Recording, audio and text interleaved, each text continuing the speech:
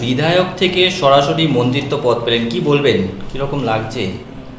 লাগছে তো খুবই ভালো।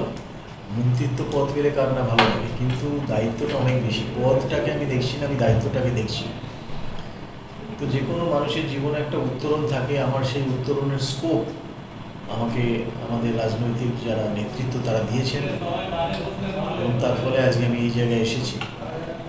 আর বাকি আমি জনগণ, আমাকে যারা ভোটে জিতিয়ে এসেছেন, জনগণ জনার্দন, তাদের প্রতি আমি কৃতজ্ঞ যে তারা আমাকে বিশ্বাস রেখে ভোট দিয়েছেন, এবং তাদের সেই বিশ্বাসে আগামী দিনে আমি যাতে মর্যাদা দিতে পারি সেই লক্ষ্যে আমি অবিচল থাকি।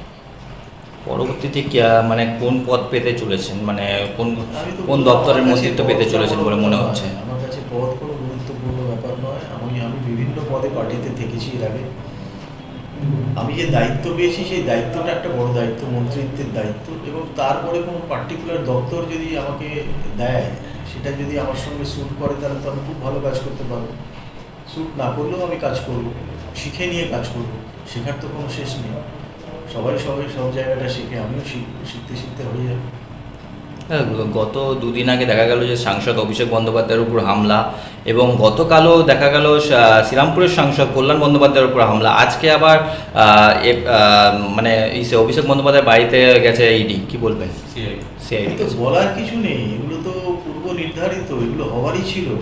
কর্মফল, they are being paid by their own coin. আজকে তো মানুষ ক্ষিপ্ত হয়ে গেছে তাদের ওপর, তাদের পার্টির লোকেরা তাদের মারছে, এক গোষ্ঠী আরেক গোষ্ঠীর বিরুদ্ধাচরণ করছে। আজকে তিনি যে কথাগুলো বলেছিলেন সেগুলো তাকে ফেরত নিতে হচ্ছে জনসাধারণের কাছ থেকে। যে অন্যায়গুলো করেছেন সেগুলোর তো পরিণাম একটা থাকবে, তো সেই পরিণাম আজকে মানুষ দেখছে, আমরাও দেখছি, তারাও দেখছি। আগামী দিনের রাজনীতি যেন এই পরিণাম দেখে নিজেদেরকে ঠিক করার কথা ভাবে, স্বচ্ছতা বজায় রাখার কথা ভাবে, এবং রাজনীতি যেন মানুষের জন্যে হয়, তাহলে আর এই পরিণাম কাউকে দেখতে হবে না।